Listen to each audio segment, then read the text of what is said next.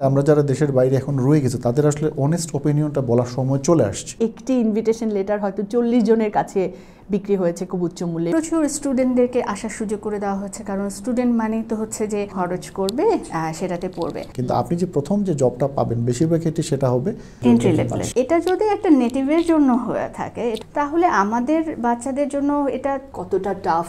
Strictly speaking কোনো undergraduate অবস্থায় দেশের বাইরে পড়তে যাওয়ার কোনো দরকার নেই। প্রফেশনের ক্ষেত্রেও যে ওইখানে আদৌ ওই প্রফেশনের কাজের সুযোগ আছে কিনা।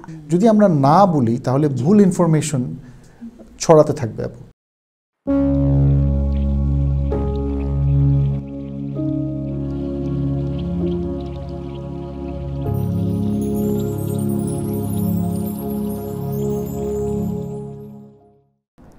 আসসালামু আলাইকুম সুধী দর্শক, আজ আমরা একটি বিশেষ পডকাস্টে সমবেত হয়েছি। সম্প্রতি কানাডায় যাওয়া নিয়ে অনেক কথাবার্তা হচ্ছে, অনেকে যেতে চাইছেন, অনেকে গিয়ে কিছু অভিজ্ঞতার মুখে পড়ছেন। তো এই যে কেন যেতে চাওয়া হচ্ছে বা কেন যাওয়া যাচ্ছে বা গিয়ে কি হচ্ছে, এই বিষয়গুলো নিয়েই আজ আমরা এমন দুজন মানুষের কাছ থেকে তাদের নিজস্ব অভিজ্ঞতা বা তারা কাছ থেকে দেখেছেন তাদের অভিজ্ঞতার গল্প শুনব, যারা 15 বছরেরও বেশি সময় ধরে কানাডায় আছেন। বুয়েটে পড়াশোনা করার পর তারা কানাডায় গিয়ে নিজেদের ক্যারিয়ার গড়েছেন এবং বিভিন্ন পর্যায় পেরিয়ে আজকে কানাডিয়ান ইমিগ্রেন্ট হিসেবে একটা অবস্থানে তারা আছেন। আমার বাপাশে আছেন ইফা তারা, যিনি এনভায়রনমেন্টাল ইঞ্জিনিয়ারিংয়ের একটি ফার্মে টেকনিক্যাল ডিরেক্টর হিসেবে কাজ করছেন। আর আমার ডান পাশে আছেন সামি রহমান, তিনি কাজ করছেন স্ট্রাকচারাল ইঞ্জিনিয়ার হিসেবে একটি মাল্টিন্যাশনাল কোম্পানিতে। ইফাত, আপনার কাছে আসলে প্রথমে যেটা জানতে চাইবো, এই যে সম্প্রতি যে আমরা কানাডায় যাওয়ার যে একটা খুব হিড়িক বলা যায় দেখতে পাচ্ছি এবং প্রচুর মানুষ যেতে চাইছেন, কেউ পড়তে যেতে চাইছেন স্টুডেন্ট ভিসা নিয়ে, কেউ ভিজিটর ভিসা নিয়ে যেতে চাইছেন, থেকে যেতে চাইছেন। এবং আপনার কাছে একটা ঘটনা শুনছিলাম যে একটি ইনভিটেশন লেটার হয়তো 40 জনের কাছে বিক্রি হয়েছে খুব উচ্চ মূল্যে এবং শুধুমাত্র ভিজিটর ভিসার জন্য 2 লক্ষ টাকা দিয়ে যেতে চেয়েছেন কানাডাতে এবং যেতে পারেননি। এই যে অবস্থাটা, এই অবস্থাটার আসলে প্রেক্ষাপটটা কি? এটা কোভিড পরবর্তী সময় বা বিশেষ করে কোভিডের সময় যখন ইমিগ্রেশন সিস্টেমটা খানিকটা বন্ধ ছিল বলতে গেলে, যখন মূল ফোকাসটাই ছিল আর কি অনবোর্ড গভর্নমেন্ট বা সব কিছু সোসাইটির একটা টিকে থাকার, তখন ইমিগ্রেশনটা অলমোস্ট একদম বন্ধ ছিল।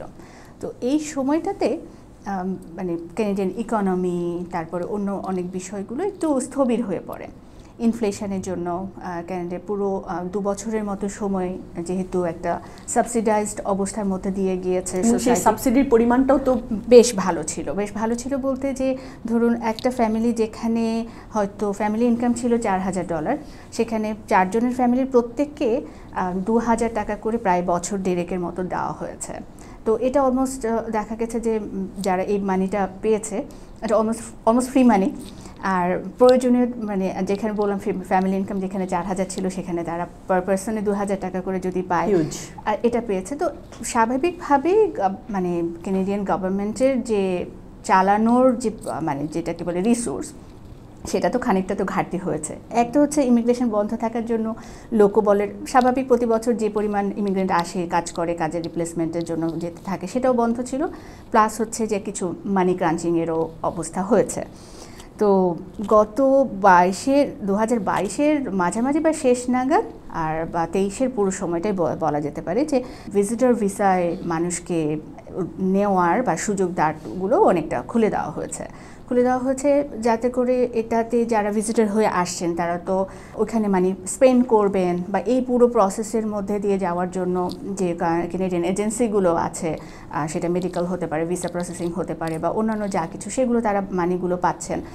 ভিজিটররা যদি ওখানে যান, ওখানে যে খরচ করবেন, একটু বাসা ভাড়া করে থাকবেন, প্রচুর স্টুডেন্টদেরকে আসার সুযোগ করে দেওয়া হচ্ছে, কারণ স্টুডেন্ট মানেই তো হচ্ছে যে অন্যের দেশের থেকে এসে টাকা এখানে তারা খরচ করবে, সেটাতে পড়বে। তো এই চলটাই বা এই বিষয়টাই আসলে প্রেক্ষাপট হিসেবে কাজ করেছে যে এক তো হলো কিছু ফরেন লিকুইড মানির সংস্থান হয়েছে অ্যাজ এ কানাডিয়ান গভর্নমেন্টের পার্সপেক্টিভ থেকে যদি বলি, আর ইমিডিয়েট কিছু যে ম্যান পাওয়ার ক্রাইসিস হয়েছিল 2 বছর 3 বছর ইমিগ্রেশন বন্ধ থাকার জন্য, সেটারও কিছু যোগান হয়েছে। তবে এটা মূলত স্টুডেন্টদেরকে যে পার্ট টাইম কাজের সুযোগের মধ্য দিয়ে, তো এটা অল্প বিস্তর দু একজন হয়তো এরকম বলবেন যে visitor visa plus work permit নিয়ে তারা যেতে পেরেছেন, বাট অধিকাংশরই যেটা যে কাজের সুযোগ হওয়ার যে সুযোগটা সেটা শুধুমাত্র স্টুডেন্টদেরকে পার্ট টাইম কিছু কাজের সুযোগ দেওয়ার মধ্য দিয়ে। স্টুডেন্ট ভিসার ব্যাপারটা নিয়ে আমরা আরও আলাপ করব। তো সামিয়া, আপনার কাছে যেটা জানতে চাইছি, এই যে ভিজিটর ভিসা নিয়ে যাওয়া এবং তারপর পিআর হওয়া বা পরবর্তীতে কানাডিয়ান সিটিজেনশিপ পাওয়া, এই ব্যাপারটা আসলে কতটুকু সহজ বা কতটুকু কঠিন? তারপর যেটা হচ্ছে যে এই ভিজিটর ভিসা নিয়ে যারা যাচ্ছেন এখন আর কি, তাদের জন্য আসলে সরাসরি পিআর পাওয়াটা এক কথায় বলতে গেলে আমি যেটুকু দেখি খুবই একটা কঠিন কাজ। যে না কী জন্য বলা কাজটা, যারা ভিজিটর ভিসা যাচ্ছেন গিয়ে যদি ওনারা ধরেন একটা স্পেসিফিক ইউনিভার্সিটিতে পড়া শুরু করতে পারেন বা একটা কিছুতে একটা ডিগ্রি নিয়ে পড়াশোনা শেষ করেন, তাহলে হয়তো বা ওনারা এক ধরনের একটা প্রসেসের মধ্যে ঢুকলেন যে পড়া শেষ করবেন, একটা জব পাবেন, পিআর পাবেন। কিন্তু আপনি শুধু ভিজিট ভিসা নিয়ে আপনি চলে গেলেন, গিয়ে আপনি কোনোভাবে মনে করলেন যে আপনি একটা পিআর পেয়ে যাবেন, ওটার জন্য শুধু প্রসিডিউর হচ্ছে একটাই, আপনাকে ওই সকল্ড অ্যাসাইলাম যেটা ক্লেম করা ওটা করতে হবে। এবং এটার জন্য চ্যালেঞ্জটা যে জিনিসটা এখন হবে, যেহেতু এত বেশি মানুষ এখানে মুভ করতেছেন, অ্যাসাইলামটা এখন এত সহজ হবে না। তো আমাকে যদি মানে বলা হয় যে কতটুকু সহজ, আমি বলবো যে হয়তো বা রাস্তা আছে, বাট খুব একটা সহজ না। ভিজিট ভিসা থেকে পিআর নিয়ে পরবর্তীতে সিটিজেনশিপ পাওয়াটার জন্য এটা খুব একটা সহজ হবে না আপু। কারণটা যেটা হচ্ছে যে আপনি যদি কোনো ইউনিভার্সিটিতে পড়াশোনা না করেন বা যদি ওইখানে যায় একটা 20 ঘন্টারও ওয়ার্ক পারমিট নিয়ে যদি কাজে না ঢুকতে পারেন, আসলে কিন্তু আর কোনো রাস্তা নেই। আপনি কিছুদিন থাকবেন, নিজের জমানো টাকাগুলো নিয়ে আপনি একটু দেশটা দেখলেন, ঘোরাশোনা করলেন, একটু থাকলেন, তারপর আপনাকে হয়তো একসময় আপনি নিজেই বুঝতে পারবেন যে আসলে তো কোথাও যাচ্ছে না বিষয়টা। আর তারপরে তো এর মধ্যে যেটা জানা যাচ্ছে যে টরন্টোতে বা কানাডার যে জায়গাগুলোতে আসলে কাজের সুযোগ পাওয়া যেতে পারলেও যেতে পারে, সেই জায়গাগুলোতে থাকার খরচ, খাওয়ার খরচ, এগুলো তো হিউজ বেশি। আচ্ছা, অ্যাসাইলাম ব্যাপারটা কি? সো কানাডা আসলে একটা মানবিক একটা চেতনা জায়গা থেকে কাজ করে। তারা বলে যে ক্যানাডিয়ান সয়েলের মধ্যে যদি কেউ কখনো চলে আসে, তাহলে ক্যানাডিয়ান সয়েল থেকে তাকে কখনোই বের করে দেয় না। এটা হচ্ছে গভর্নমেন্ট পলিসি বা ক্যানাডিয়ান পলিসি। এটা বলে যে এই অ্যাসাইলাম যেটা হলো যে আমার কোনো দেশ নাই, আমার কোনো পাসপোর্ট নাই, বা ইভেন হচ্ছে যে আমার পাসপোর্ট থাকলেও সেটা আমি আইদার পুড়িয়ে ফেলেছি অথবা ডিস্ট্রয় করে ফেলেছি, আর বলা যে হচ্ছে আমি যে দেশ থেকে এসেছি সেই দেশে আমার লাইফ রিস্ক আছে, ওখানে আমি গেলেই আমাকে মেরে ফেলা হবে অথবা আমাকে এটা করা জেলে পুড়ে দেওয়া হবে বা আমার ফ্যামিলি ওখানে রিস্ক আছে, এই বলে তার গভর্নমেন্টের কাছে একটা আশ্রয় যাওয়া, শরণার্থী হিসেবে। এখন যারা সেটার সুযোগও তো আসলে নিচ্ছে, এটার সুযোগটা এখন বলতে গেলে যে যত ভিজিটর ভিসায় গিয়েছে এর একটা বড় পার্সেন্টেজ বোধহয় এখন এই সুযোগটা তারা বিভিন্নভাবে নেওয়ার চেষ্টা করছে, এবং তাদেরকে সুযোগ করে নেওয়ার জন্য দেশি এবং দেশি যারা ওইখানে প্রফেশনে আছেন, লিগ্যাল প্রফেশনে আছেন বা ইমিগ্রেশন কনসালটেন্সি প্রফেশনে আছেন, তারাও মোটামুটি ভালোই এইটাকেই পুঁজি করে আছেন যে যেহেতু কানাডা ফেলে দিবে না কখনো, তাহলে হচ্ছে এইভাবে থাকার হয়তো চেষ্টা করি। এটা খুব চলতি টার্ম আমরা এখন শুনি, অ্যাসাইলাম মার্সি। তো কি কথা, হ্যাঁ, তো এইভাবে থাকার এবং অদ্ভুত এই যে ফেলে দেবে না, জি কোনো রকমে গুজে থাকবো, এই কোনো রকমে গুজে থাকাটাকে আসলে কি দেখেছেন আপনারা? এখন যেটা ফেলে দিবে না বুঝলাম, কিন্তু করবেটা কি? ফেলে দিচ্ছে না, কিন্তু করছেটা কি? যতদিন পর্যন্ত অ্যাসাইলাম হওয়ার মধ্য দিয়ে পেপার না হচ্ছে, ডকুমেন্টগুলো যা না পাচ্ছে, ওয়ার্ক পারমিট বলে থাকার জন্য, ততদিন পর্যন্ত তারা কোনো কাজ করতে পারবে না, বিকজ তাদের কোনো লিগাল ইয়ে নেই।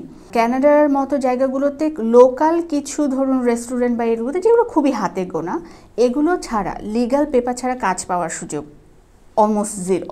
যে নামগুলো আমরা হয়তো এখান থেকে সচরাচর শুনেও থাকি, কস্কো, ওয়ালমার্ট, এগুলোতেও যে সেলস পার্সন হিসেবে কাজ করার জন্য people need legal work permit, এগুলো তো সে করতে পারছে না। তার যতদিন তার পেপার না হচ্ছে ততদিন সেইভাবে এতে থাকছে। যতদিন এই অ্যাসাইলামটা অ্যাকসেপ্ট না হচ্ছে, তাদের বাচ্চারা স্কুলে পড়তে পারছে না, আর আমি কাজ করতে পারছি না, আমার বাচ্চা স্কুলে পড়াশোনা করতে পারছে না, তাহলে জীবনের আর কি বাকি থাকে? এবং আমি কে, আমি দেশে কি ছিলাম?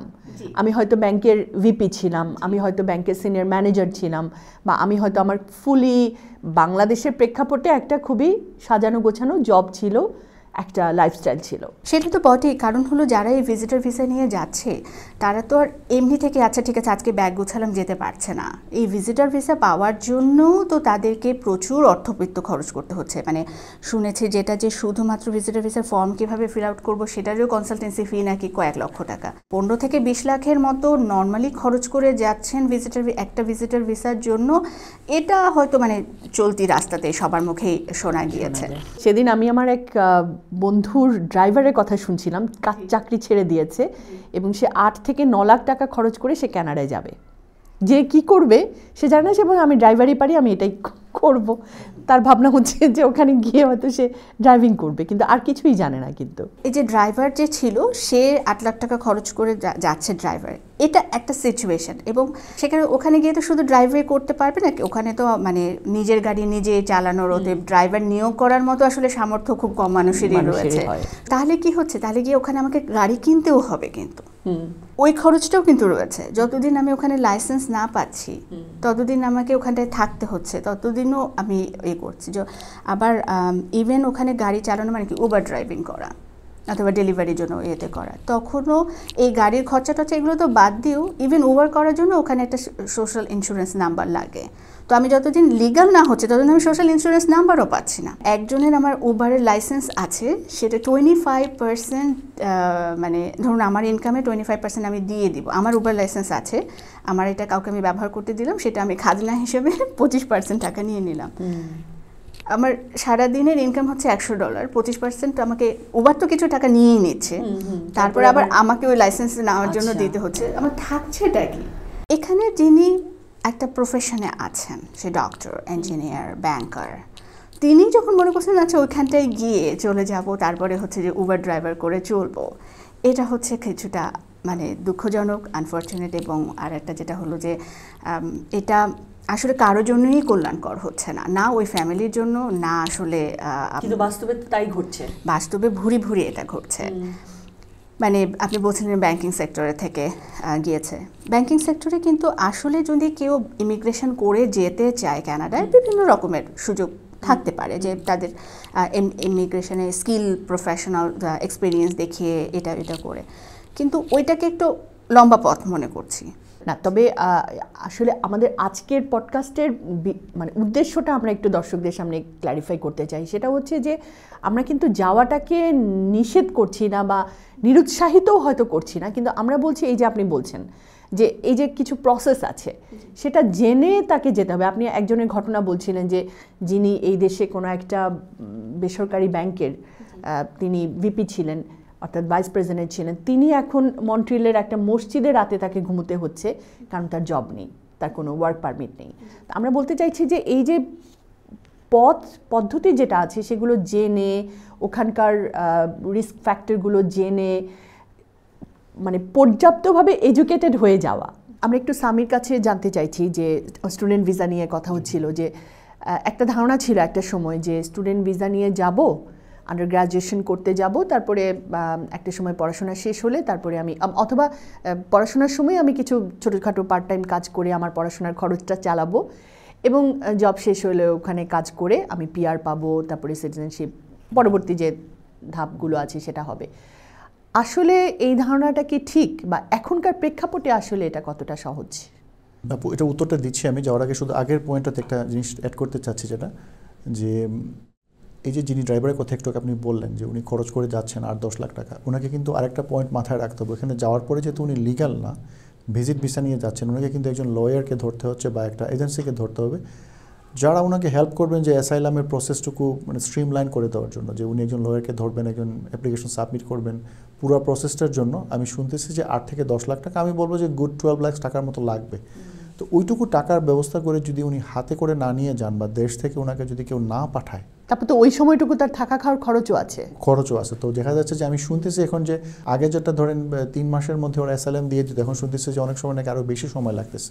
তার মানে আপনি যাচ্ছেন, যাওয়ার পরে এই 3 মাস থেকে 6 মাসও হতে পারে যে আপনি আসলে কোনো কাজ করতে পারবেন না, কোনো কাজ পাবেন না। তো আপনার থাকা খাওয়ার জন্য কোথাও উঠতে হবে, ওটা খরচ তো আপনাকে দিতে হচ্ছে। এই সবগুলো খরচের ব্যবস্থা করে কিন্তু আপনাকে যেতে হবে। যদি না করে যান, ওখানে গিয়ে কিন্তু একটা অকুল পাথারে পড়ার মতো। আর ওইখানকার ইকোনমিতে আপনাকে কেই বা এই 6 মাস 1 বছর বসায় বসায় রাখবে এবং আপনাকে যে হেল্প করবে, unless close family member, that's fine, they would do that, মানে তারা আপনার জন্য এই কাজটুকু করবেন, কিন্তু বেশিরভাগ মানুষেরই তো এই সুযোগটুকু নেই। তারাও তো স্ট্রাগল করছে হয়তো বা। তো এই জিনিসটা আসলে কিন্তু মাথায় রেখে যেতে হবে, নাহলে কিন্তু ওইখানে যাওয়া হবে, 6 মাস থাকা হবে, পরবর্তীতে ফ্লাইট ধরে দেশে চলে আসা হবে। সেই 50 লক্ষ টাকা দিয়ে তো এই দেশে তো যে কোনো একটা ছোট বিজনেস শুরু করে দেওয়া যেত এবং যে কোনো কিছু করা সম্ভব।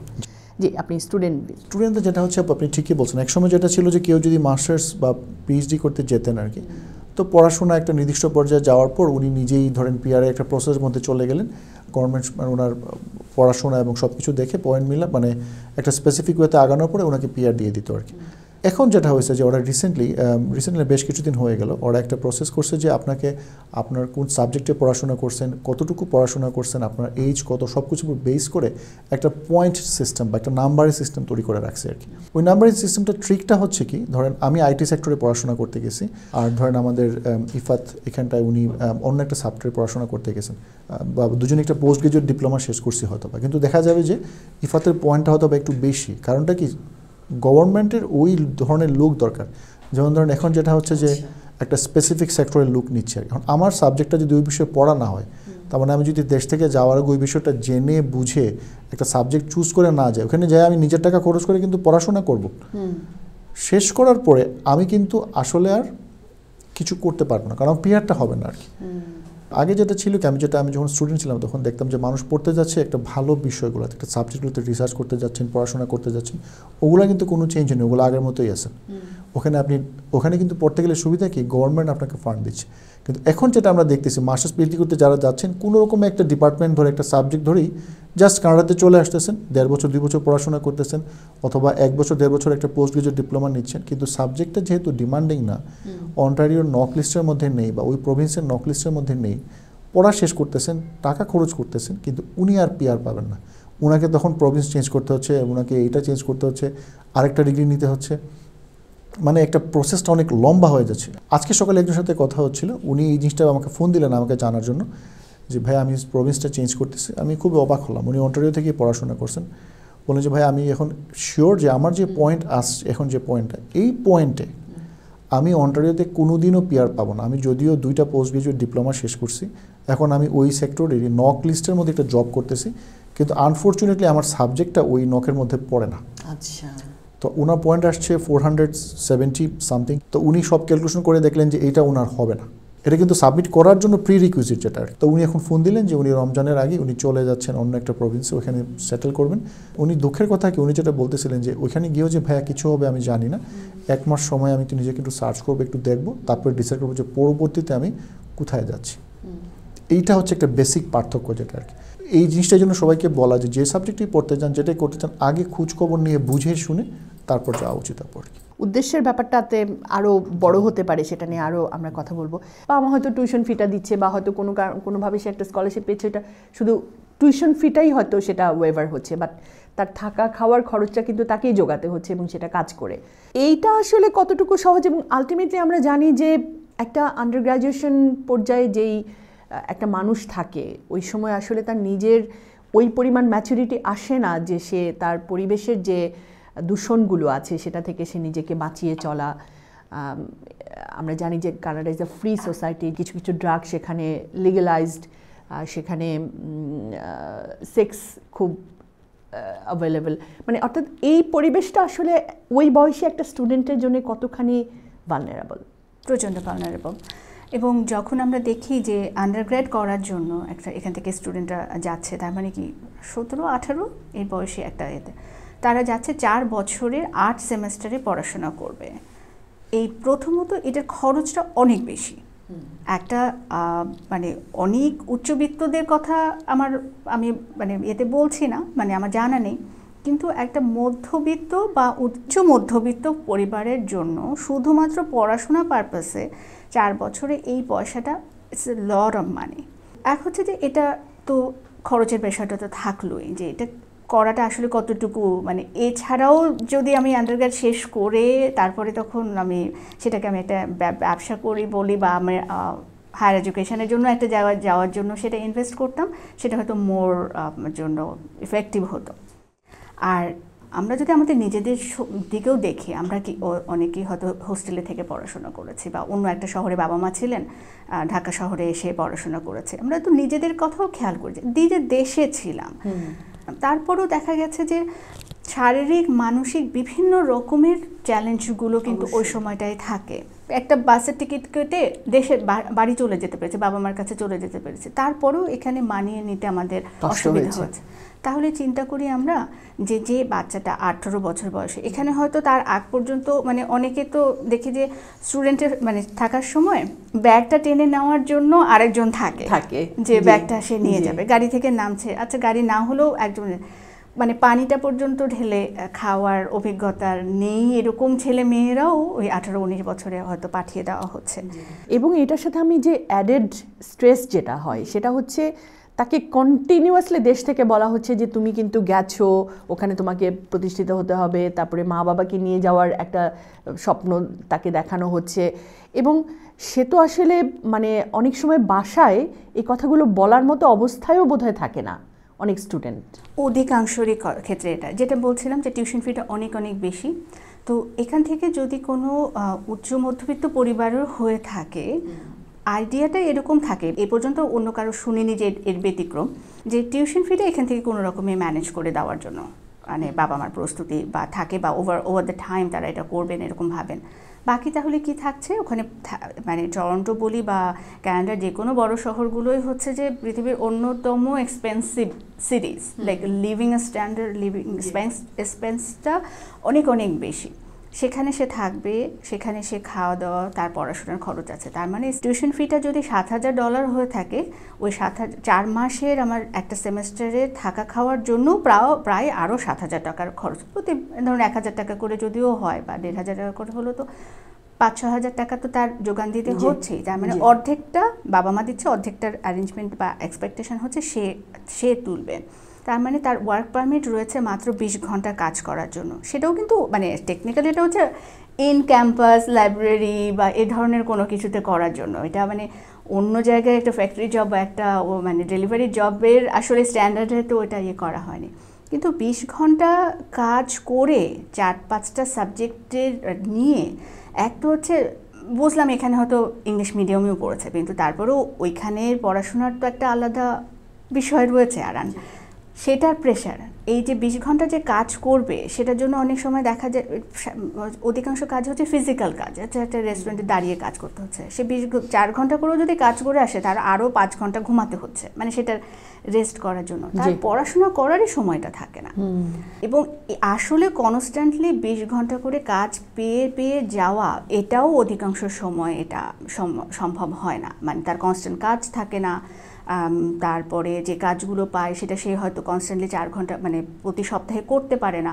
কোনো সপ্তাহে 4 ঘন্টা করলে পরের সপ্তাহে হয়তো তার ফিজিক্যালি মানে অ্যাবিলিটিতে থাকে মাত্র 10 ঘন্টা কাজ করে, কিন্তু মাস শেষে তো আমাকে ভাড়া দিতেই হচ্ছে। আর এখনকার প্রেক্ষাপটে তো কাজ পাওয়াই যাচ্ছে না। এখানকার প্রেক্ষাপটে কাজ পাওয়াটাও কঠিন হচ্ছে, কারণ হলো যে এখন সবাই কাজ করছে, মানে অন্য ইমিগ্রেন্টরাও কাজ করছে, আর হচ্ছে যে স্টুডেন্টরাও কাজ করছে। একসময় যেটা ছিল যে কাজগুলো শুধু স্টুডেন্টরা করতো, কিছু ডেলিভারির কাজ, কিছু রেস্টুরেন্টের কাজ, কিছু, এখন তো এগুলো এখান থেকে যারা প্রফেশনাল মানে বড় মানে 40 ঊর্ধ্ব যারা, তারাও ওই কাজে খুঁজছেন ওইখানে। সো স্টুডেন্টদের জন্য ডেফিনেটলি সেটা টাফ হয়ে যাচ্ছে। তো তাদেরকে এই প্রেশারটা দেওয়া যে এই আন্ডারগ্রেড করার সময় পড়াশোনা, অবশ্যই স্টুডেন্ট লাইফে নিজের পয়সা কিছুটা জোগাড় করে নিজেকে সাপোর্ট করা, এটা তো একরকম, কিন্তু এটা তো তারা হচ্ছে যে মানে অবিশ্বাস্য একটা, মানে দেশে থেকে আমি একটা টিউশন করে আমি খাত খরচের টাকাটা তুললাম নিজেকে তৈরি করার জন্য, সেটা একটা ভিন্ন বিষয়, কিন্তু ওইখানে আমি মানে বাসা ভাড়া দিতে পারবো না, মানে আমি থাকতে পারবো না, এই পেরেশানিটা। এবং সবসময় একটা যে আমাকে এটা করে যেতে হবে একই রেটে, একইভাবে, একই পরিবেশে। আজকে স্নো হলো, আজকে -22 ডিগ্রি হলেও আমাকে ডেলিভারির কাজ করতে হবে, কারণ আমি যদি একদিন মিস করি তাহলে তো আমার এটা প্রচণ্ড একটা পেশা। আর এই করে যেটা অধিকাংশ সময় হয় যে পড়াশোনাটা হয় না। আমি আপনার কাছে একটু আমি জানতে চাচ্ছি যে এত তো স্টুডেন্টদের কথা শুনলাম যারা মিডল এজে যাচ্ছে, তার জীবিকার একটা নিশ্চিত অবস্থা ছেড়ে বা ভালো লিভিং স্ট্যান্ডার্ড ছেড়ে, আসলে তারা কেন যাচ্ছে, তাদের মাইন্ডসেটটাতে আসলে কি কাজ করে, এবং যাওয়ার পরে যে পরিস্থিতির মুখে পড়ে সে তারপরেও হয়তো তারা ডিসিশন নেয় যে তারা কোনো রকমে মানে থেকে যাবে, কোনো রকমে কিছুদিন কষ্ট করবে, তারপরে হয়তো সুখ আসবে, এরকম একটা প্রত্যাশা তাদের মধ্যে কাজ। আসলে কারণটা কি? কারণটা অনেক ব্রড হতে পারে, কিন্তু আমি যেভাবে যে দুটো জিনিস খেয়াল করছি আপু, যারা মিডল ইস্টে যাচ্ছেন আর কি ক্যারিয়ারে একটা নির্দিষ্ট পর্যায়ে যাওয়ার পর, ধরেন একটা ব্যাংকের বড় একটা পোস্টে চলে গেছেন বা একটা ধরেন বেশ নাম করা একজন ডাক্তার, বা যারা এরকম একটা প্রফেশনাল একটা স্টেজে চলে যাওয়ার পরে যারা যাচ্ছেন, তাদের বেশিরভাগের মুখ থেকে আমি একটা যুক্তি শুনি যে ভাই এখানে আসলাম সন্তানটাকে মানুষ করার জন্য। আচ্ছা, যে সন্তান মানুষ হবে বিদেশে গিয়ে যদি পড়তে পারি। তো এখানকার মিডল এজ ধরেন 40+, তো ওনার মেয়ের বয়স বা ছেলে বয়স হচ্ছে ধরেন 6, 7, 8 বছর।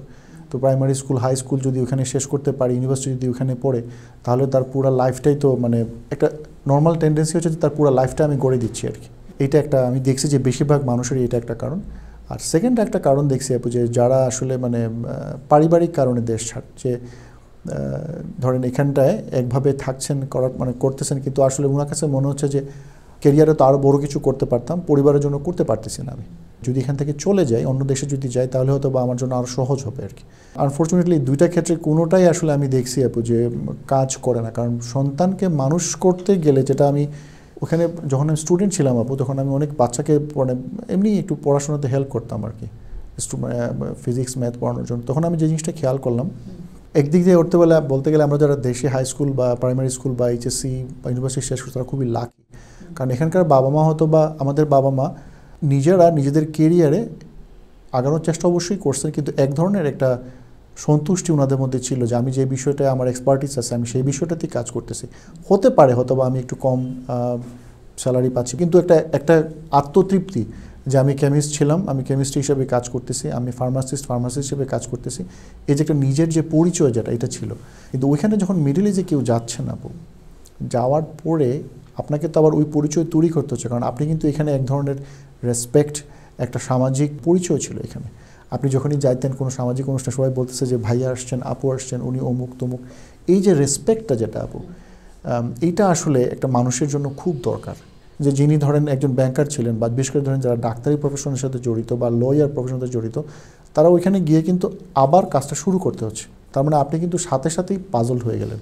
ওনার বয়স ধরেন 40+ বা ক্লোজ টু 40। তো উনি সেখানে যাচ্ছেন, গিয়ে 2 থেকে 3 বছর একটা পড়াশোনা করতে হচ্ছে, রেজুমে নিয়ে হাঁটাহাঁটি করতে হচ্ছে। এখানে কিন্তু করে আবার 4-5 বছর কিন্তু চলে গেল। কিন্তু আপনার বয়স 4-5 বছর বাড়ছে, বাচ্চারও কিন্তু 4-5 বছর বাড়লো। সে কিন্তু প্রাইমারি স্কুল শেষ করে হাই স্কুলে উঠে গেছে আর কি। তো ওই সময়টা সে আপনাকে দেখতে পাচ্ছে যে আপনি খুবই পাজলড, আপনি নিজে হ্যাপি না সব কিছুতে আর কি। চেষ্টা করতেছেন ভালো করার জন্য, কেরিয়ারটাকে আগে নেওয়ার জন্য, কিন্তু যেহেতু সব কিছুরই তো একটা সময় আছে, একটা গ্রামার আছে, একটা প্রসিডিউর আছে, প্রসিডিউরের বাইরে গিয়ে তো আমি করতে পারবো না।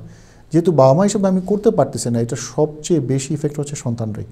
যাকে মানুষ করার জন্য আমি দেশ ছাড়তেছি, সেই সবচেয়ে বেশি এফেক্টেড হচ্ছে। এবং আরেকটাও বোধহয় হয় যে প্রথম এলিমেন্টারি লেভেলগুলোতে রেজাল্ট করাটা খুব টাফ কিছু হয় না, কিন্তু যখনই সে হাই স্কুলে ওঠে, ওই সময়টা হচ্ছে ক্রুশাল টাইম। যে 4-5 বছর চলে গেল, সে তখন কিন্তু 8-9-এ উঠছে আর কি। ধরে নিচ্ছে যে একটা বাচ্চা 3-4 বছর চলে গেছে, ক্লাস 3 বা 4-এ চলে গেছে।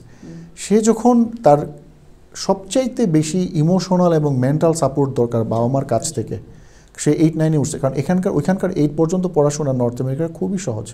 আপনাকে বাসায় এসে কিছু পড়াশোনা করতে হবে না, কিছুই না। ক্লাস থেকে যা পড়া দিবে ওইটাই শেষ, ওইটাই পড়াশোনা, ওইটাই শেষ। হঠাৎ করে যখন সে 8-এর শেষ সেমিস্টারটা আসছে বা 9-এ শুরু হচ্ছে, তখন দেখে যে পড়াটার মাত্রাটা এত কঠিন এবং সে পারতেছে না আসলে। এবং এটা তো বোধহয় একটু ইন্টেনশনালি করা, কাজটা করা ইন্টেনশনালি। এটারও মানে কারণটা হচ্ছে যে ওনারা চাচ্ছেন যাতে কিছু বাচ্চা পড়া ছেড়ে দেখ। ওদের কথা হচ্ছে যে যে বাচ্চা টিকে থাকতে পারবে তার তো বেসিসটা ভালো, সে ভালো করবে। কিন্তু ওই সময়টায় সে তার বাবা মার কাছ থেকে সাপোর্ট চাচ্ছে, কিন্তু দেখা যাচ্ছে যে বাবা সকালে কাজ করেন, মা রাতে কাজ করেন, অথবা মা দুপুরে কাজ করেন। সন্তান সকালে স্কুলে যাওয়ার থেকে রাতে ঘুমাতে যাওয়ার আগ পর্যন্ত বাবা মা দুজনের সাথে বসে যে হাফ অ্যান আওয়ার একটু কথা বলবে, একটা বেলা দুজনে মিলে খাবে, একটা বিষয় নিয়ে কথা বলবে, স্কুলের একটা বিষয় শেয়ার করবে, মাও একটা কাজের জিনিস শেয়ার করবেন, কিছুই হচ্ছে না। সবাই শুধু ছুট, দৌড়। বাবা মার তো ক্ষতি হচ্ছে, কেরিয়ার ছেড়ে গেছেন, সব কিছুই হচ্ছে, কিন্তু সবচেয়ে বেশি ক্ষতিগ্রস্ত হচ্ছে ওই সময়ের যে বাচ্চাগুলো, যে 14, 15, 16, সে তার নিজস্ব আইডেন্টিটিটাকে পুরোপুরি লস্ট করে ফেলে। এবং বেশিরভাগ ক্ষেত্রে ওই আইডেন্টিটিটা আর সে কখনো ফেরত পায় না। তো আপনি যেহেতু বললেন যে মিডল ইস্টে যারা আগে, যে মিডল ইস্টে যদি কেউ গিয়ে সফলতা পেতে চান, মানে যেটা বলেন যে বাবা মা সন্তানকে মানুষ করবে, এই সফলতা পেতে চান, এই সফলতা পাওয়ার জন্য কিন্তু আগে নিজে কেরিয়ারের সফলতা পেতে হবে। আপনার নিজের একটা পরিচয় থাকতে মিডল ইস্টে যাওয়া, ওটা যদি না থেকে থাকে, যে উদ্দেশ্য নিয়ে আমরা যাই, ওটা কোনোটাই আর হবে না। ওখানে যারা পরিবারকে ছেড়ে দেওয়ার জন্য যাচ্ছেন, যে ওখানে গেলে পরিবারের বাঁধন থাকবে না, আমার বাবা মার কোনো দায়িত্ব থাকবে না, আত্মীয় স্বজনের দায়িত্ব থাকবে না, আমি স্বাধীনভাবে থাকতে পারবো, ওনারা 6 মাস খুবই এনজয় করেন, খুব ভালো লাগে যে এনভায়রনমেন্ট এত ডিফারেন্ট, এত ফ্রি, এত সব কিছু। কিন্তু আমরা তো মানুষ, একা কেউ থাকতে পারবো না। কিন্তু ওই সময়টাতে পড়ে তখন দেখা যায় দেশেও আসাটা কঠিন হয়ে যায়, এখানে থাকাটাও কঠিন হয়ে যায়। মানে কি বলবো আর কি, মানে মনে যে পারলে নিজেকে 2 টুকরা করে ফেলতে ইচ্ছা করে যে 1 টুকরা দেশে পাঠিয়ে দিই। এটার এফেক্টটা তো ছেলে মেয়েদের উপর পড়ে। জি, মিডল এজে যারা যাচ্ছেন তাদের জন্য আসলে পুরোপুরি ক্লিয়ার ধারণা থাকতে হবে যে আমি ওখানে যাব, গিয়ে আমি কেরিয়ারে এই পথে আগাবো, এই পথে আগানোর জন্য আমার এইটুকু সময় লাগবে এবং আমি এই ইউনিভার্সিটিতে পড়াশোনা করব। তারপরেও কি আসলে সেটা কি হয় না, এটা আমি বলতে চাচ্ছিলাম। মিডল এজ বলতে আরেকটু বেশি, মানে 40-তে তো তাও এক রকমের আছে, যদি আমি এটা 50+ যায় তখন তো আরো মানে অলমোস্ট লাইক 10-15 ইয়ার্স পরে আমি রিটায়ারমেন্টের একটা প্রিপারেশন, তখন আবার নতুন করে তৈরি করাটা থাকে না যে আমরা অনেকে বলি যে রিটায়ার করার পরে আমি এখন ব্যবসা শুরু করব, তখন সেই যে জিনিসটা ওই একটা ওইরকম একটা মূল চ্যালেঞ্জটা যে জায়গাটা হয় আপু, আপনি যদি ওই যে ইফাত যেটা বলেন যে 50 বা 50+ কাছাকাছি যাচ্ছেন, ওখানে যে ধরেন আপনি কোনো রকমে মানলাম যে আপনি খুবই ডিটারমাইন্ড ছিলেন, কোনো রকমে আপনি একটা ডিগ্রি নিয়েও নিলেন, কিন্তু আপনি যে প্রথম যে জবটা পাবেন বেশিরভাগ ক্ষেত্রে সেটা হবে এন্ট্রি লেভেল, সেই সময়কার জব। ওইটা কিন্তু মানসিকভাবে নেওয়াটা খুব ইজি না আপু। আপনি দেখতে চাচ্ছেন যে আপনার আশপাশে যারা বসছেন ওদের বয়স হচ্ছে 21-22, এবং আপনি এইরকম 50 জন 60 জন এমপ্লয়িকে রান করে আসছেন দেশ থেকে, এখানে এসে আপনি ওনার লেভেলে যে এই কাজটুকু করা, এই মাইন্ডসেটটা কিন্তু আপনার উপরে প্রভাব পড়ে। তো আমি যদি সংক্ষেপে বলি আপু, হয়তোবা যদি 100 জন যান, 3-4 জন প্রপার প্ল্যানিংয়ের জন্য হয়তোবা প্রসেসটাকে একটু ইজি করে ফেলতে পারেন, এবং যেহেতু হয়তোবা ওনাদের দেশে ফাইন্যান্সিয়াল সাপোর্টটা খুবই স্ট্রং ছিল এখানটায়, তো দেখা যাচ্ছে ওখানে গিয়ে যখন কেরিয়ারের জন্য প্রিপারেশন নিচ্ছেন, দেন মানে তারা ওই এখানকার টাকা কামানোর জন্য ব্যস্ত না, কারণ যখনই টাকা লাগতেছে দেশ থেকে টাকা নিচ্ছেন। তো ওই রকম কিছু মানুষ আসলে সন্তানকে ইয়ে করে ফেলতে পারতেন। বেশিরভাগই আসলে এই মানে দুর্দশার বৃত্তে আটকা পড়ে যাচ্ছেন, এবং এখান থেকে বের হওয়ার আর কোনো রাস্তা নেই। আর তারপরে আমরা যদি আসলে ওখানকার একটা প্রত্যেকটা সমাজেরই তো কিছু স্ট্রাকচারাল বিষয় থাকে যেটাকে কোনোভাবে ভাঙা সম্ভব না। আমি একটা ব্রাউন স্কিনের মানুষ হয়ে, একটা এশিয়ান ব্যাকগ্রাউন্ডের মানুষ হয়ে একটা নেটিভকে যে কম্পিটেন্স দেখাতে হবে, আমাকে অন্তত তার 1.5 গুণ বা 2 গুণ বেশি কম্পিটেন্স প্রমাণ করতে হবে, আমি যা বুঝি। আপনার কথা শুনতে শুনতে আমার একটা মনে হচ্ছিল যে আরেকটা কারণ, তারা মনে করেন যে আমি যতক্ষণ না মানে বাইরে যেতে পারছি, দেশের বাইরে গিয়ে কিছু করতে পারছি, ততক্ষণ পর্যন্ত আমার কম্পিটেন্স প্রমাণিত হলো না। এটার তো আপনারা তো আসলে খুব কাছ থেকে দেখা অভিজ্ঞতার কথাই বললেন বোধহয়। জি, এটা খুব বেশি দেখি আপু, নিঃসন্দেহে এটাই যে আচ্ছা ঠিক আছে, এখানে তো একটা পর্যায়ে পর্যন্ত গিয়েছি, একটা কোম্পানির সিনিয়র ম্যানেজার হয়েছে অথবা ভিপি পর্যন্ত হয়েছে, হোয়াট নেক্সট? তো হোয়াট নেক্সটটা খুঁজতে যাই আমরা হচ্ছে যে প্রবাসে গিয়ে, ওইখানটায় কিছু কিছু প্রফেশনে আসলে ওই গোড়া থেকে সুযোগ না থাকলে, মানে গোড়া থেকে যদি কাজ করার অভিজ্ঞতা না হয় কারো, তাহলে প্যারালালি মানে ধরুন এখানে সিনিয়র ম্যানেজার ছিল, ওখানে গিয়ে সিনিয়র ম্যানেজার প্রতিষ্ঠানে তার কাজ শুরু করতে পারা, এটা মানে এক ধরনের হয় না। কিছু প্রফেশনের কথা একটু নির্দ্বিধায় বলতে পারি, তার মধ্যে ইঞ্জিনিয়ারিং, আর্কিটেকচার। যেহেতু ওখানকার লোকাল কোডগুলো ডিফারেন্ট, ওখানকার ডিজাইন প্যাটার্নগুলো ডিফারেন্ট, ম্যাটেরিয়ালগুলো ডিফারেন্ট, মানে তারা আসলে এখান থেকে যতই এক্সপিরিয়েন্স থাকুক না কেন, ওইখানে লোকাল তার ডিগ্রি, তার মানে হচ্ছে যে তার ওটার এডুকেশন জানাটা, মানে প্র্যাকটিক্যাল জানাটা। ওখানে একটা জিনিস ইদানিং বলে যে তুমি একটা জায়গা থেকে শুরু করো, then if you have the potential you will go up. সেটা তো ঠিকই আছে যে এটাই হওয়ার কথা, কিন্তু ওই শুরু করাটাই তো অধিকাংশ সময় একটা গ্লাস ডোরের মতো। আমি দেখতে পাচ্ছি অপরচুনিটি আছে, বাট আই ডোন্ট নো যে ওইটা ব্রেক করে আমি কীভাবে যেতে পারবো। 2টা টার্ম আমরা ওখানে খুব শুনি, একটা হচ্ছে গ্লাস ডোর মানে গ্লাসের এতে, আর একটা হচ্ছে গ্লাস সিলিং। কিছু কিছু ক্ষেত্রে অধিকাংশ বলে যে মানে আমি আচ্ছা করছি, আমি অনেক কাজ করছি, অনেক কিন্তু আমি আসলে ঠিক টপ পজিশনটায় যেতে পারছি না। ওই টপ পজিশনগুলো ঘুরে ঘুরে দেখা যাচ্ছে যে তাদের ভাষায় নেটিভ বলি বা এগুলোই কিন্তু করছে। আবার দোষও কিছু দেওয়া যায় না, আমাদের অনেকে অধিকাংশ থাকে যে টেকনিক্যালি আমরা খুব সাউন্ড থাকলেও তারা যেভাবে হয়তো প্রেজেন্টেশন করছে, তারা হয়তো লোকাল কিছু টার্ম দিয়ে বলছে, তারা ওয়েদারের কথাটা যেভাবে বলছে, তারা ওখানকার লোকাল স্পোর্টসের কথাটা যেভাবে বলছে, এটা কঠিন যে ইমিগ্রেন্ট হয়ে ওইখানটায় কাজের সুযোগ, প্যারালাল কাজের সুযোগ তৈরি করতে পারাটা এটা কঠিন। বিশেষ করে বাংলাদেশ থেকে ব্যাংকিং সেক্টরে গিয়ে ওখানে প্যারালাল সুযোগ তৈরি করতে পেরেছেন, যেহেতু ব্যাংকিং সেক্টরটা বাংলাদেশে অনেকটা অ্যাডভান্স হয়েছে, সেখানে গিয়ে করেছে। এরকম দু একটা সেক্টর যে নেই তা না, আছে, কিন্তু অধিকাংশই ওখানটায় গিয়ে আবার প্যারালাল একটা ক্যারিয়ার তৈরি করতে পারে, এটা মানে নেক্সট টু ইম্পসিবল। তো আমরা যদি আসলে আমাদের পডকাস্টের এই শেষ দিকে আমরা চলে এসেছি, আমরা যদি একটু করণীয় নিয়ে যদি দর্শকদের বলতে চাই, এত কিছুর পরও তো অনেকেই যেতে চাইবেন, যাবেন, হয়তো চলেও গেছেন, আসলে তাদের জন্য আমরা করণীয় হিসেবে আমরা যদি কয়েকটা পয়েন্টকে আমরা বলতে পারি সেটা বোধহয় ভালো হয়। যদি করণীয়তে আসি, একেবারেই মোটা দাগে প্রফেশনাল যারা আছেন, প্রথমত যে ভিজিটর ভিসা নিয়ে গিয়ে ওখানে গিয়ে কাজের সুযোগ পাবো, এটার চাইতে প্রফেশনাল, আমি যে প্রফেশনে আছি সেই প্রফেশনে ওইখানে কাজের সুযোগ তৈরি করে, হ্যাঁ হয়তো প্যারালাল না হোক কিন্তু কাজের সুযোগ তৈরি করতে পারবো, এরকম বন্দোবস্ত করে যাওয়ার জন্য অনুরোধ করব। প্রফেশনের ক্ষেত্রেও যে ওইখানে আদৌ ওই প্রফেশনের কাজের সুযোগ আছে কিনা, আর্কিটেকচার বলি, ইঞ্জিনিয়ারিং বলি, ডক্টরদের কথা বলি, যে হ্যাঁ হেলথ সেক্টরে ওখানে অনেক কাজ, কিছু কিছু কাজের সুযোগ আছে।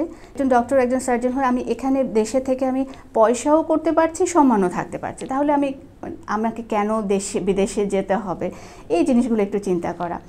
এটা তো গেল প্রফেশনালদের জন্য। ছেলে মেয়েদেরকে একটা বিদেশি পাসপোর্ট দিব বা একটা ইউনিভার্সিটিতে ভর্তি করাটাই আসলে জীবনের জন্য আলটিমেট কি না, বা একটা ইউনিভার্সিটি থেকে পড়েও তো বিদেশে গিয়ে মাস্টার্স করছে, তারা হচ্ছে যে ওখানে একটা ক্যারিয়ার তৈরি করছে, তো এটা যদি তারা এখান থেকে গিয়ে করতে পারে, তা আপনার ছেলে মেয়েও তো সেটা একটা মানে স্বাভাবিকভাবে স্বাভাবিক নিয়মেই করতে হবে। এই জিনিসগুলো একটু চিন্তা করা।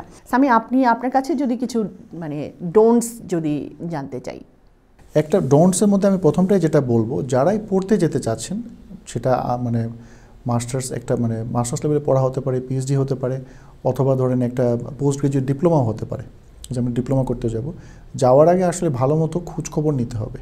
খোঁজখবর না নিয়ে যদি আমি জাস্ট একটা বিষয়ে যাওয়ার জন্য, এখন যেটা হয়েছে কিছু কলেজ দাঁড়ায় গেছে এখানে, ওনারা আসলে কোনো রকমের 3-4টা ডিপার্টমেন্ট খুলছেন, ওই সাবজেক্টগুলো কোনো ডিমান্ড নেই, কোনো প্র্যাকটিক্যাল অ্যাপ্লিকেবিলিটি নেই, কোনো রিকোয়ারমেন্ট নেই।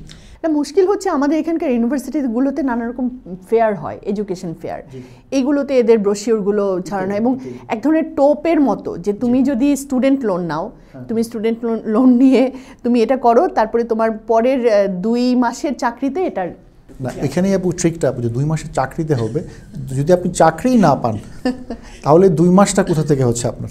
সেটাই তো টিউশন ফি শোধ করে দেওয়ার, হ্যাঁ, যে স্টুডেন্ট ধরলাম যে স্টুডেন্ট লোনও পেয়ে গেলাম আমি, শোধ করে দেওয়ার। আমার সিনিয়র লেভেলে, অনেক সিনিয়র লেভেলে কাজ করেন উনি, তো ওনার সাথে উনিও কোম্পানি চেঞ্জ করেছেন, কিন্তু আমাদের একটা লাঞ্চে দেখা হয়েছে, তো উনি বলছেন যে যেখানে দেখা হয়েছে এখানটায় ওনার ফার্স্ট বাসাটা ছিল, ওইটা বাসাটা মানে পরবর্তীতে বিক্রি করে উনি আরেকটা বাসায় গিয়েছে, তো এখানে যে বাসা ট্রেড করতে গিয়ে কিছুটা যেটা প্রফিট হয়েছে সেটা দিয়ে তিনি তার স্টুডেন্ট লোন, যেটা তার আন্ডারগ্রেড পড়ার সময় যে লোন হয়েছে সেটা সে, হি ইজ এ হোয়াইট, তার হচ্ছে যে স্টুডেন্ট থাকা অবস্থায় চাকরি ছিল, তারপরে এখন সে যেহেতু আমার অনেক সিনিয়র রেতে, অথচ তাকেও টিউশন ফি ফিল আউট করতে হয়েছে অন্য একটা ধরেন রিয়েল এস্টেট বিজনেসের ট্রেড অফের মধ্য দিয়ে, সে চাকরি করে করে ওটা টিউশন ফিটা ফিল করেছে। এটা যদি একটা নেটিভের জন্য হয়ে থাকে, তাহলে আমাদের বাচ্চাদের জন্য এটা তো মানে কতটা টাফ। হ্যাঁ, এটা টিউশন ফিটা ফিল আউট করে দেওয়া। স্ট্রিক্টলি স্পিকিং, কোনো আন্ডারগ্রাজুয়েট অবস্থায় দেশের বাইরে পড়তে যাওয়ার কোনো দরকার নেই। যারাই পড়তে যাবেন আপু, হয়তো ব্যতিক্রম তো থাকেই, 1-2জন ব্যতিক্রম থাকেই, 99% অথবা আরও বেশি মানুষের পড়াশোনা হবে না। আর যাই হোক, কারণ আমি নিজে পার্সোনালি মানুষদের একজনকে চিনি যারা পড়াশোনা করছেন এবং 1 সেমিস্টার পড়ার পরে যেহেতু কাজ করতে হচ্ছে, পড়ার প্রেশারটা নিতে পারতেছেন না, স্কুল থেকে ড্রপ আউট করছেন, কিন্তু বাসায় আর বলেননি, না বলে উনি করছেন কি ছোট ছোট কিছু কোর্সে ভর্তি হওয়ার জন্য চেষ্টা করতেছেন, যে কোনো রকম একটা ডিপ্লোমা নিয়ে নিই। স্টুডেন্ট পারমিটটাও তো টিকিয়ে রাখতে হবে, স্টুডেন্ট বেশি দিন না স্কুলে থাকে, স্টুডেন্ট পারমিট আমি লিগ্যালি ওখানে থাকতেও পারছি না। কিন্তু আপনারা যখন আপনাদের পরিচিতদের কাছে এই কথাগুলো বলেন, আমার ধারণা কি মানে কনভিন্স করাতে পারেন, কেন পারেন না? যেটা হচ্ছে যে এই বলার পরিমাণটা, আমরা যারা দেশের বাইরে এখন রয়ে গেছে তাদের আসলে অনেস্ট ওপিনিয়নটা বলার সময় চলে আসছে। যদি আমরা না বলি তাহলে ভুল ইনফরমেশন ছড়াতে থাকবে, তখন মানুষ ভুল মেসেজ পাবে, এবং ভুল মেসেজ পেয়ে যিনি যাচ্ছেন উনি ওখানে যায় যখন সত্যটা উপলব্ধি করবেন, উনি দেশেও এটা শেয়ার করেন না যে আমি খুব কষ্টে আছি, এই কথাটা বলেন না। সেটার কারণও আসলে বুঝতে খুব একটা অসুবিধা নাই, কারণ আমি তো মানে আমার কার্যত সব কিছু মানে পেছনে নৌকো পুড়িয়ে টাইপের গেছি আর কি, এখন সেটা তো এক ধরনের মানে ডিফিট। সেটা এই জন্যই আসলে আমরা আজকের প্রোগ্রামটি আমরা আবারও বলছি যে এটার মূল উদ্দেশ্যটাই হচ্ছে যে মানুষকে সচেতন করা, যাতে উনি যে ডিসিশনটি নিচ্ছেন বা ডিসিশন নেওয়ার আগে দরকার হলে যাচাই বাছাই করার জন্য হলেও একবার গিয়ে দেখে আসা। ইফাত, আমি আরেকটা ব্যাপার একটু জানতে চাইছিলাম, যে বাচ্চাকে সন্তানকে মানুষ করার প্রসঙ্গে যেটা কালচারাল যে ইন্টিগ্রেশনটা, এটা কি আসলে মানে এই প্রথম প্রজন্মের সাথে যখনই দ্বিতীয় প্রজন্মের সন্তান, কারণ দ্বিতীয় প্রজন্মকে আমি কোথায় ছেড়ে দিচ্ছি, এখন কিন্তু মূল কানাডিয়ান কালচারে আমি তাকে ছেড়ে দিতে হচ্ছে, ওখানে আসলে তখন এই সন্তানটির জন্য এটা খুব চ্যালেঞ্জিং হয় কিনা, যে সে তো আসলে তখন কোপ করতে পারে না, ঘরে বাইরে এই দ্বন্দ্বটাই তার জন্য কতটুকু এবং আলটিমেট পরিণতিটা কি হয়? এটা অধিকাংশ ওখানে যারা ধরুন 10 বছরের নিচে বাচ্চারা গিয়েছে বা এটাতে গিয়েছে, তারা নিজেদেরকে বলে যে তারা মানে তাদেরকে বলা হয় যে তারা আদার মতো হবে, যে তাদের কোনো শেপ থাকবে না, মানে তারা তাদের মতো করে বড় হবে। এটা হচ্ছে একটা বুঝের কথা, একটা বলার কথা। শেপ তো আমার হয়েই যায়, আমি কেনেডিয়ান নাকি আমি বাংলাদেশি, নাকি আমি বাংলাদেশি কেনেডিয়ান, কোনটা আমি আগে, সেটা বুঝে উঠতেই তাদের যে দ্বন্দ্বটা এটা থেকে যায়। দ্বন্দ্বটা কোথায়? স্কুলে আমাকে সারাক্ষণ শেখানো হচ্ছে তুমি একটা ইন্ডিভিজুয়াল, তুমি একটা কেনেডিয়ান, তোমার বাবা মার অরিজিন যাই হোক না কেন, সোসাইটি বা রাষ্ট্রের তুমি একটা সদস্য, মানে তুমি একটা প্রপার্টি, মানে বাবা মার বা আমি একটা পরিবারের অংশ, সেটা চাইতে আমার ইন্ডিভিজুয়ালিটির যে এটা, সেই দ্বন্দ্বটা তো সব সারাক্ষণই তার মধ্যে তৈরি করে দেওয়া হয়, মানে থাকে তো এটা আরও বাড়িয়ে দেওয়া হয় যে তুমি ইন্ডিভিজুয়াল, তোমার যা খুশি তুমি সেটা করতে পারো। কিন্তু ওই বয়সে একটা বাচ্চার আমি যা খুশি করতে পারি, কিন্তু কোনটা আমার জন্য ভালো, কোনটা মঙ্গল এবং কোনটা আমার জন্য এবং আমার পরিবারের জন্য মঙ্গল, এটা আসলে তো অধিকাংশ বাচ্চারই ওই জিনিসটা থাকে না। কিন্তু যখন পরিবার থেকে খুব দৃঢ়ভাবে ওটাকে চাপিয়ে দেওয়ার বলি বা মানে বলি যে ওদেরকে বলা হয় যে ইউ আর সাফোকেটিং, অধিকাংশ সময় দেখা যায় যে তারা ওয়েট করে যে কখন আমার 18th বার্থডে হবে, তারপরে তো আমাকে আর তুমি কিছু বলতেও পারবা না, বলে যে 18-এর নিচে হলে তুমি go by the rule of the house, তখন তো তাও কিছু একটা বলা যাচ্ছে, কিন্তু 18-এর ওপরে হয়ে গেলে তো হচ্ছে যে ওটাও বলা যাচ্ছে না। তো আসলে সেই বলাটাও তো বোধহয় সবসময় বাবা মা স্বাধীনভাবে পারেন না, তো মানে তাকে চাপিয়ে দেওয়ার মতো করে তো বলা যায় না। কিন্তু এগুলোর আসলে পরিণতি একসময় দেখা যায় যে মানে এটা হয়তো মানে অনেকে আসে অনেকটা আসে না, কিন্তু অনেক সময় অনেক মারাত্মক হয়। মূল যে ব্যাপারটা আসে সেটা আসলে আপনাদের আলোচনা থেকে এটা আমার মনে হয় যে যথেষ্টভাবে উঠে এসছে যে দেশের আমার কিছু স্ট্রাকচারাল সীমাবদ্ধতা আছে, অপরচুনিটি আছে, কিছু থ্রেটস আছে, কিছু লিমিটেশন আছে, সেটা একটা কানাডিয়ান সোসাইটিতেও আছে, একটা কানাডিয়ান নেশনের মধ্যেও আছে। আমি কি করব, আমার জন্য কি করব, আমার পরিবারের জন্য কি করব, এই ভিউটা আসলে খুব ক্লিয়ার থাকা দরকার, তাহলে তিনি সফল হবেন। এবং ওখানে যদি কোনো চ্যালেঞ্জ আসেও তিনি হতাশ না হয়ে ওটার জন্য তিনি কাজ করে যাবেন। কেন ওখানে যাচ্ছি সেটা জানা এবং সেটার জন্য প্রস্তুত হওয়া। আচ্ছা, আমি ওখানটা একটা প্রফেশনাল মানে ইমিগ্রেশন নিয়েও যদি যাই, কিন্তু তারপরে আমাকে ওখানে একটা ক্যারিয়ার তৈরি করা বা ওখানে একটা ফ্যামিলিকে আমাকে অ্যাডজাস্ট করার জন্য আমার কি কি কাজ করতে হবে, ওখানে গেলেই আমি একটা স্বর্গে পড়ে গেলাম বা ওখানে গেলেই আমার সব সমস্যার সমাধান হয়ে গেল, এই ভুল ধারণাটা থেকে যদি আমরা বের হয়ে আসতে পারি, তারপরে আমি ভিজিটর ভিসায় যাই আর আমি প্রফেশনাল ওয়েতে যাই, তখন আমি নিজেকে শুদ্ধভাবে চিন্তা করার সুযোগটা দিতে পারবো। তো আপনাদেরকে অসংখ্য ধন্যবাদ। দর্শক, আজকে এই আলাপনের মধ্য দিয়ে আমরা আপনাদের কাছে এই বিষয়গুলোই একটু পরিষ্কার করার চেষ্টা করেছি এবং আপনাদের যদি তাতে কোনো কিছুটা হলেও ধারণা হয়ে থাকে তাহলে আজকের আমাদের আলাপনেরই সার্থকতা।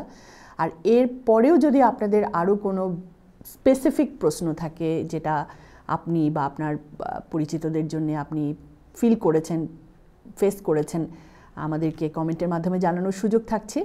আমরা আপনাদের যে কোনো বাস্তব প্রশ্ন যেটা উত্তর আমাদের পক্ষে জানা আছে সেটা আমরা আপনাদের কাছে পৌঁছে দিতে চাই। আপনারা ভালো থাকবেন সবাই, আপনাদের সবার উপরে শান্তি বর্ষিত হোক। আসসালামু আলাইকুম।